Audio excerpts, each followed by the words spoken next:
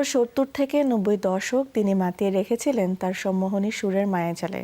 মৃত্যুর আগ পর্যন্ত কাজ করেছেন সেই মায়াজালে শ্রোতাদের বন্দী করে রেখেছিলেন তিনি।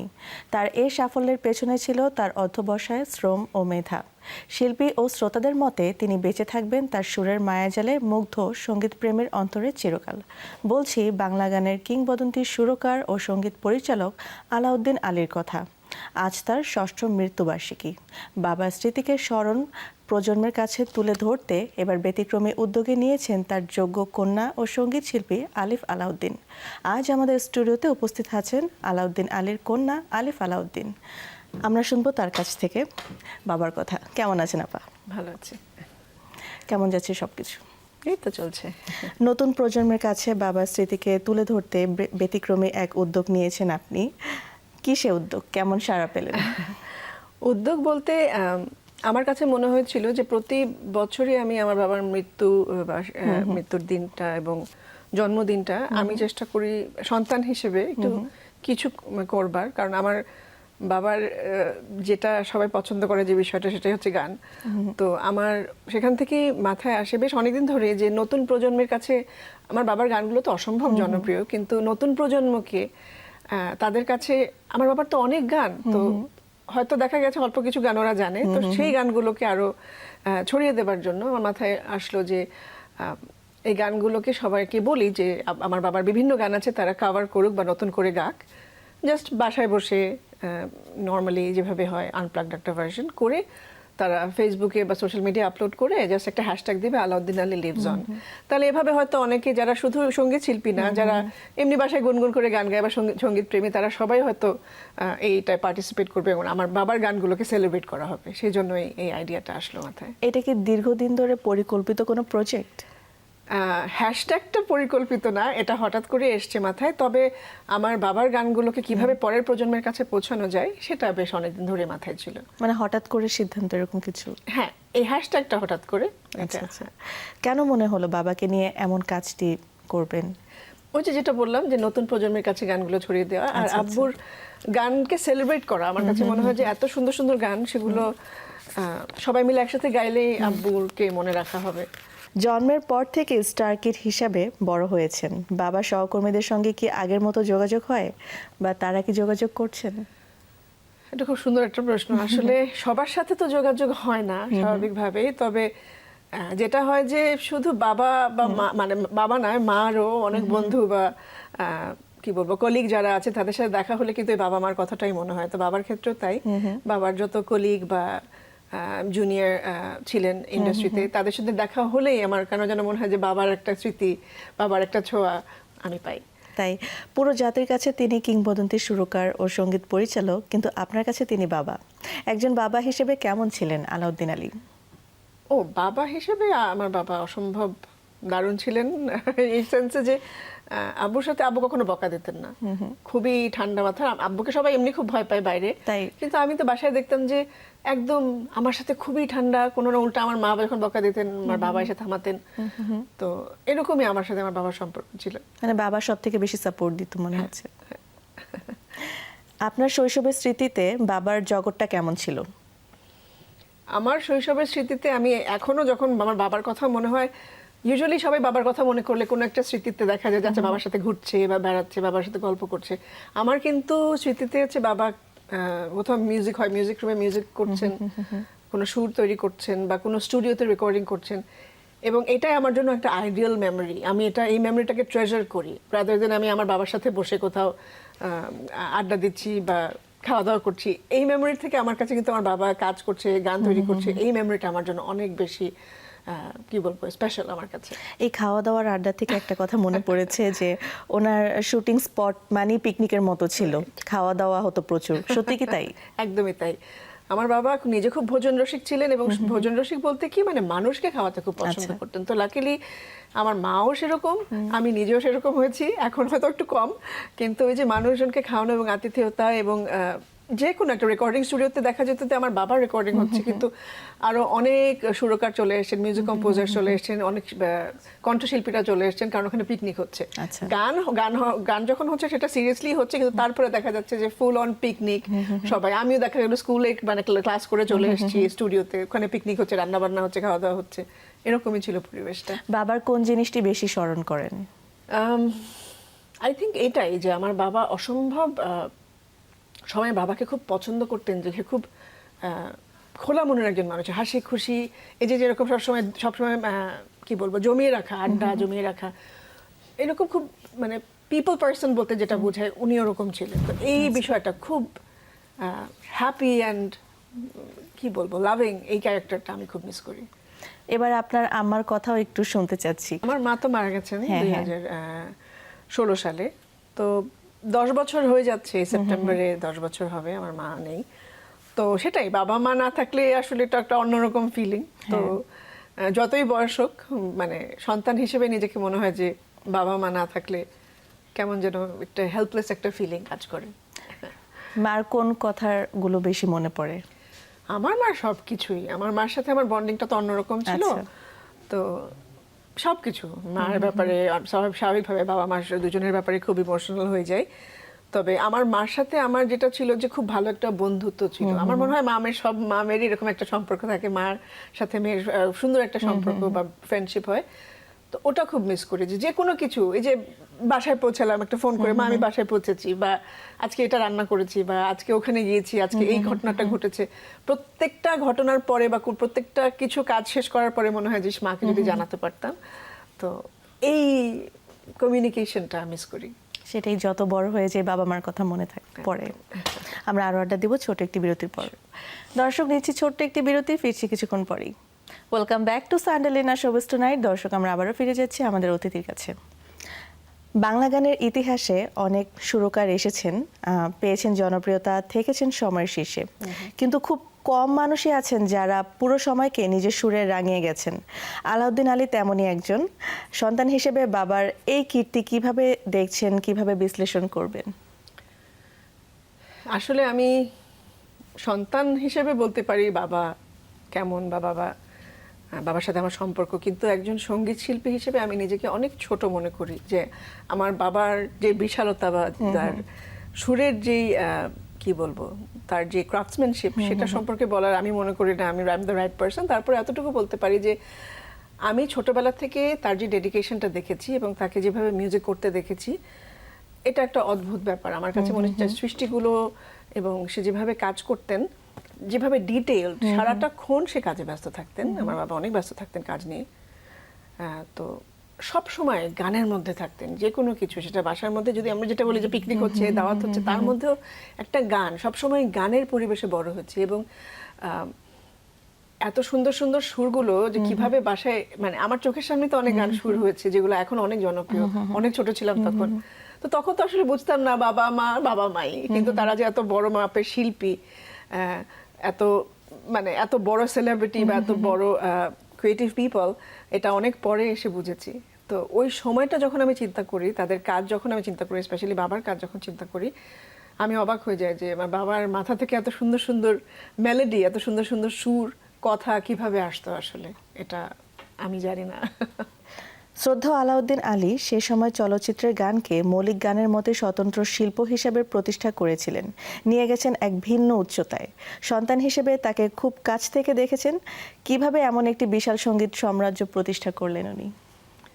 কিভাবে করেছেন সেটা জানি না, তবে একটার পর একটা, আমি যেটা বললাম যে এত ডেডিকেটেড ভাবে কাজ করেছেন বাবা।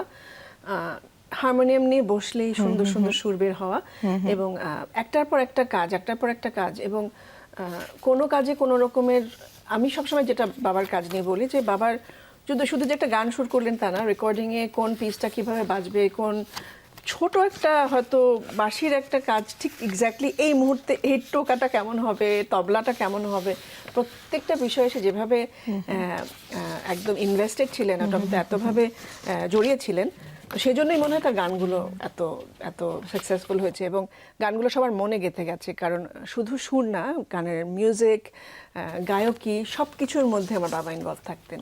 তো সেই জন্যই হয়তো প্রত্যেকটা গান ইউনিকভাবে বের হয়ে এসেছে এবং এত বছর ধরে আমার বাবার গানগুলো এখনো মানুষের মনে আছে। সে সময়ের বিখ্যাত সঙ্গীত পরিচালক সুবল দাস, আলী হোসেন, শহীদ আলতাফ মাহমুদ, খান আতাউর রহমান, খন্দকার নুরুল আলম, সত্য সাহা, আনোয়ার পারভেজের মতো গুণীদের স্পর্শে এসেছেন, খুব কাছ থেকে দেখেছেন, শিখেছেনও। আনোয়ার পারভেজের সঙ্গে তিনি সহকারী হিসেবেও কাজ করেছেন। ওনার সফলতার পেছনে কি এইসব কিংবদন্তির কোনো অবদান আছে বলে মনে করেন? অবশ্যই অবশ্যই আছে। আমি মনে করি আমার বাবা একজন বর্ন ট্যালেন্ট, ছোটবেলা থেকেই এই ট্যালেন্টটা নিয়ে জন্মগ্রহণ করেছেন, কিন্তু এক্সপিরিয়েন্স ইজ এক্সপিরিয়েন্স আমি যেটা মনে করি। এবং যে নামগুলো বললে এগুলো তো একদম মানে দেশ বরেণ্য এক একজন সুরকার, ওনাদের সংস্পর্শে আসা মানেই কিন্তু ওনাদের কাছ থেকে অনেক কিছু শেখা। তো আমার বাবা, আমি মনে করি যে he was gifted, but at the same time এক একটা এক্সপিরিয়েন্স তাকে এক একভাবে কি বলবো অনেকভাবে ডিফাইন করেছে। এবং এক একজন কম্পোজারের কাছ থেকে এক এক ধরনের হয়তো এক্সপিরিয়েন্স নিয়ে তিনি এতটা এক্সপিরিয়েন্স গ্যাদার করে এতটা এক্সপার্টিজ তার হয়েছে আমার মনে হয়। তা আমি সেই জন্যই বলবো যে এটা অবশ্যই যে কোনো এক্সপিরিয়েন্স, সেটা শুধু মিউজিকের ক্ষেত্রে না, প্রতিটা কাজের ক্ষেত্রে এক্সপিরিয়েন্স কিন্তু ম্যাটার করে। সো সেটা আমার বাবার ক্ষেত্রেও তাই। 1978 সালে আরেক কিংবদন্তি পরিচালক আমজাদ হোসেন তৈরি করেন গোলাপি এখন ট্রেনে। এই সিনেমার জন্য আলাউদ্দিন আলী তৈরি করেন আছেন আমার মুক্তার শিরোনামে একটি গান। গানটির গীতিকার গাজী মাজহারুল আনোয়ার আর কণ্ঠ দেন জীবন্ত কিংবদন্তি সৈয়দ আব্দুল হাদী। গানটি চুম্বকের মতো কাজ করে ওই সময়ে। অনেকেই বলে এই গানটির পর থেকেই তিনি তুমুল জনপ্রিয় হয়ে ওঠেন। আপনার মূল্যায়ন শুনতে চাই। স্বাভাবিকভাবে এটা আমার জন্মের বেশ আগের কথা। তো ওই সময়টা আমি শুনেছি যে সেটা হচ্ছে যে স্বাভাবিকভাবে আলাউদ্দিন আলী এবং সদ্য আমজাদ হোসেন, মানে এই কম্বিনেশনটা ডেডলি কম্বিনেশন বলা হতো সে সময়। পরপর তারা 3টা মুভি একসাথে করেছিলেন। তো ওই পরপর কিন্তু আমার বাবা হ্যাট্রিক করে জাতীয় চলচ্চিত্র পুরস্কার, পরপর 3 বছর পায়, 79, 80, 81 এই 3 বছর। তো এটাও কিন্তু এক ধরনের মানে একটা রেকর্ড, কারণ এরকম ভাবে পরপর 3 বছর আমজাদ চাচার সঙ্গে কাজ করা। এবং ওই কম্বিনেশনটা না, আমি এখনো যখন কিছুদিন আগে বসে ইউটিউবে কিন্তু এই সিনেমাগুলো আছে, গোলাপি এখন ট্রেনে, তারপরে কসাই, বেশ কিছু সিনেমা, সুন্দরী। তো এই 3টা সিনেমা আমি এখনো যখন দেখি তখন আমি দেখি যে কি সুন্দর মেকিং। এত বছর পরে এসেও প্রায় 40-50 বছর প্রায় হয়ে যাচ্ছে, কিন্তু সেটা যেরকম স্টোরি টেলিং, সেরকম অ্যাক্টিং, সেরকম মানে ফিল্মোগ্রাফি যদি বলি, ওটাই একদম দেখার মতো। তো আসলে এই কম্বিনেশনটা না, এটা খুব রেয়ার, এটা হয়তো অনেক বছর পর পর আসে। সো এটা শুধু আমার বাবা এবং আমজাদ চাচা না, গাজী চাচার কথাও বলতে হয়, 3 জনের কম্বিনেশনটা একটা ডেডলি কম্বিনেশন ছিল। এটা আসলে something that we should always treasure. এরকম অনেক গান আছে, কিন্তু আমারও তাই মনে হয় যে ওই পার্টিকুলার ফিল্মের গান থেকেই আসলে আমার বাবার উত্থানটা শুরু। আপনি নিজে একজন সফল সঙ্গীত শিল্পী। একজন সঙ্গীত শিল্পী হিসেবে আপনার দৃষ্টিতে শ্রদ্ধেয় আলাউদ্দিন আলীর কাজের বৈশিষ্ট্যগুলোর সম্পর্কে জানতে চাচ্ছি। আবারও বলছি, আমি সঙ্গীত শিল্পী, হ্যাঁ, কিন্তু আমার বাবাকে মূল্যায়ন করার মতো আমি মনে করি না আই এম কোয়ালিফাইড। বাট আমার কাছে যেটা, আমি যেমন আমার এখনো আমি অনেক ইমোশনাল একটা মানুষ। আমি আমার বাবার অনেক গান শুনতে পারি না। আমার বাবার অনেক পার্টিকুলার মিউজিক হয়তো শুরু হলে গান আমি বন্ধ করে দিই, কারণ আমি অনেক ইমোশনাল হয়ে যাই। তো যেটা হয় যে আমার কাছে মনে হয় আব্বুর ওই যেটা বললাম বৈশিষ্ট্য হচ্ছে যে গানের প্রত্যেকটা ডিটেইলিং এর মধ্যে আব্বু ইনভলভ থাকতেন। তো গানের হয়তো একটা মিউজিক বা প্রিলুড শুরু হলো, সেটার থেকেই একদম মনের মধ্যে গেঁথে যাওয়ার একটা ব্যাপার ছিল। অনেকে হয় না যে শুধু গানটা সুর করলাম তারপরে মিউজিকটা হয়ে যাক কোনো রকম, সেটা না। আমার বাবার গানটা শুরু থেকে শেষ পর্যন্ত প্রত্যেকটা বিটে বিটে, প্রত্যেকটা নোটে আমার বাবার ইনভলভমেন্ট। তো এত যত্ন করে গান করাটা, এটা আমি আসলে সত্যি আমি খুব কম দেখেছি।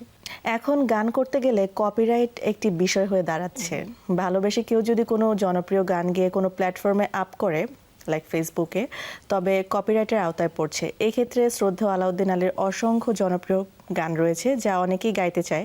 এই বিষয়ে আপনার সিদ্ধান্ত কি হবে? কপিরাইট ব্যাপারটা আসলে তো ওয়ার্ল্ড ওয়াইড, এটা নিয়ে আমি কাজ করছি এখন। আমি বিএলসিপিএস নামে একটা সিএমওর সাথে আছি, বাংলাদেশে একমাত্র সঙ্গীত বিষয়ক সিএমও যেটা, সেটার সাথে আমি কাজ করছি। তো ওখানে কিন্তু এই বিষয়টাই আমরা দেখছি যে কেউ যদি ভালোবেসে ফেসবুকে একটা গান উঠিয়ে দেয়, সেটারও একটা নিয়ম আছে, কিন্তু কেউ যদি প্রফেশনালি বা কমার্শিয়ালি করতে চায় সেটার জন্য লাইসেন্স দিতে হয়। যে কোনো শিল্পীর গান করতে গেলে তো সেটার জন্য আমাকে ফোন করলে হবে বা বিএলসিপিএস আসলে হবে। সে যে প্রফেশনালি গানটা করতে চাচ্ছে বা কমার্শিয়ালি গানটা করতে চাচ্ছে তখন সে একটা লাইসেন্স নিয়ে দেবে। এটা খুব সহজ, এটা ওয়ার্ল্ড ওয়াইড এভাবেই হয় সবখানে। এটা খুব সহজ একটা বিষয়। আর ক্লেম যেটা হয় যে কেউ যদি ফেসবুকে আপলোড করে জাস্ট এমনি গুনগুন করে গিয়ে, সেটা যদি ক্লেম আসে, সেটা ক্লেমটা আসলে কোথা থেকে আসছে সেটা আমার সাথে কথা বললে হবে, আমরা ওটা দেখতে হবে আসলে কারা ক্লেম করছে। এইটাই। আমরা আরও আড্ডা দিব আরও একটি বিরতির পর। দর্শক, নিচ্ছি আরও একটি বিরতি, ফিরছি কিছুক্ষণ পরেই। Welcome back to Sunday Lina showbiz tonight. দর্শক, আমরা আবারও ফিরে যাচ্ছি আমাদের অতিথির কাছে। আপা, এই পার্টে আমরা কিছু স্মৃতির ব্যাপারে জানতে চাবো, কিছু ছবি দেখবো আমরা।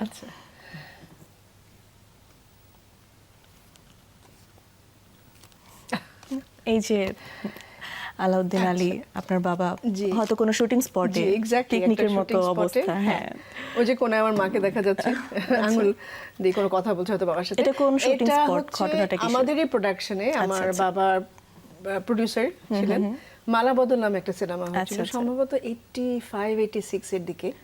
তো এটা সেই সময়কার শুটিং স্পটে, শুটিং এর মাঝখানে বাবা খাচ্ছেন সেই বিখ্যাত এফডিসির খাবার সম্ভবত। আর এটি? আচ্ছা, এটা সম্ভবত কোনো ঘরোয়া জলসায়। আচ্ছা আচ্ছা। তো আমার খালু রফিকুল আলম, আমার মামা সুমন মামা, বড় মামা আর আব্বু। এটা সম্ভবত কোনো বাসার জলসায় হবে, হয়তো আমার খালার বাসায়। বাহ।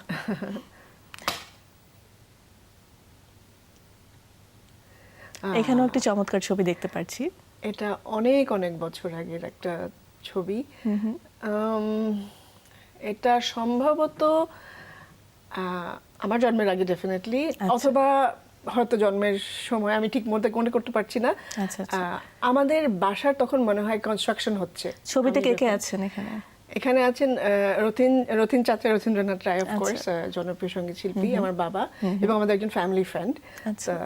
ওনারা সম্ভবত ওই যেটাই হয় যে আমাদের তখন বাসা হচ্ছিল, নতুন বাসা মনে হয় কনস্ট্রাকশন হচ্ছিল ওই সময়টা, ওই এরিয়াতে কোথাও।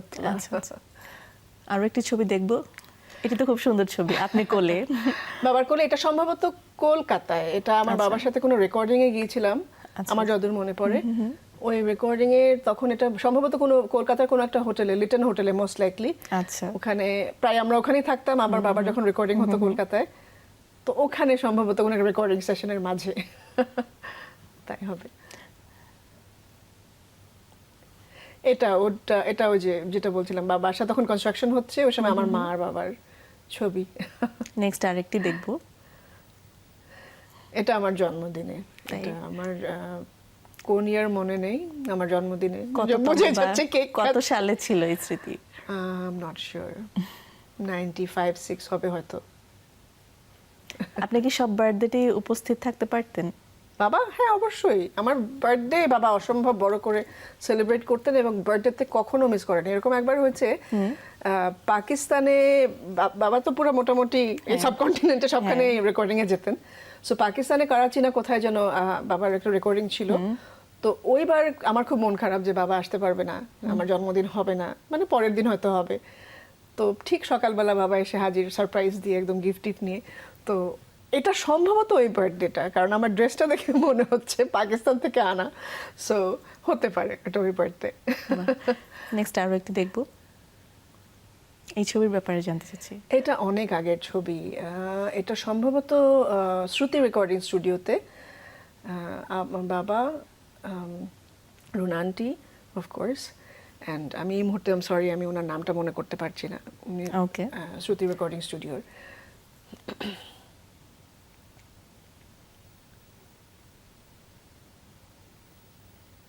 ওরে বাবা, এগুলো অনেক আগের ছবি আসলে।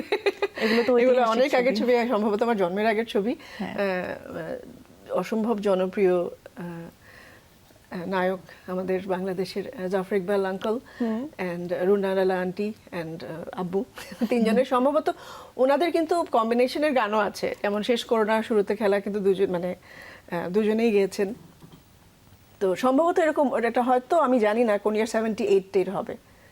আর এটা ওই যে যেটা বলছিলাম, আমাদের যে প্রোডাকশনের সিনেমা আছে মালাবদল, এটা ওই শুটিং এর মাঝখানে, শুটিং স্পটের ছবি। সুব্রত আঙ্কেল নায়ক আচ্ছা, ছিলেন ওই সিনেমার, তো ওটার কোনো একটা শুটিং এর ফাঁকে। অনেকগুলো ছবি তো দেখলাম, দেখে ভালো লাগলো, অনেক স্মৃতির কথা মনে পড়লো। নেক্সট কি আপনার বাবাকে নিয়ে কোনো ইভেন্ট বা কোনো কাজ হবে, এরকম কোনো পরিকল্পনা আছে আপনার? হ্যাঁ, থ্যাংক ইউ এটা জিজ্ঞেস করার জন্য। আসলে আমি বেশ অনেক দিন ধরে প্ল্যান করছি। আমি নিজেও একটু অসুস্থ ছিলাম মাঝে। আজকে যেরকম যেটা করছি, যে বাবার গানে একটা হ্যাশট্যাগ দিয়েছি, আলাউদ্দিন আলী লিভস অন। তুমিও গান গাইলে চাইলে গাইতে পারো, ফেসবুকে জাস্ট একটা হ্যাশট্যাগ দিতে হবে, তো সেটা সবাইকে বলছি। আর এটা হয়তো একটা ছোট স্টেপ।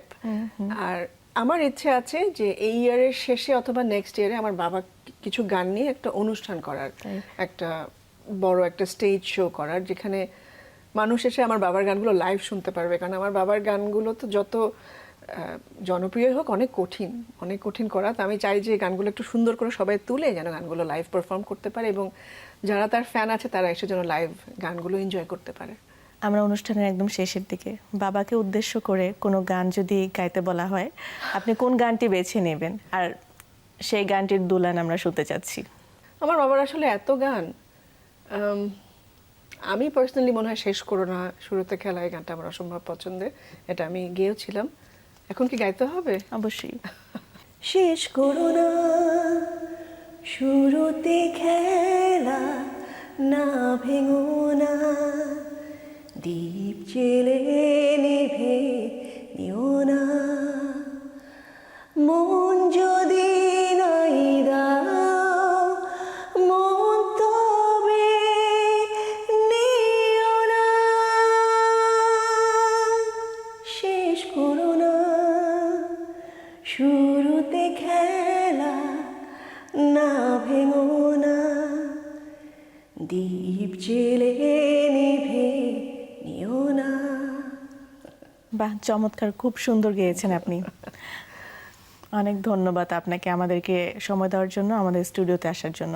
আপনার জন্য শুভকামনা রইল, Thank you. আপনার নেক্সট ইভেন্টের জন্য শুভকামনা রইল। থ্যাংক ইউ, তোমাকে অনেক ধন্যবাদ, and thanks to showbiz tonight আমাকে ইনভাইট করার জন্য। দর্শক, এই ছিল আমাদের আজকের আয়োজন। আগামীকাল ফিরে আসবো ঠিক একই সময়। ততক্ষণ পর্যন্ত ভালো থাকুন, সুস্থ থাকুন, আর দেখতে থাকুন যমুনা টেলিভিশন। শুভরাত্রি।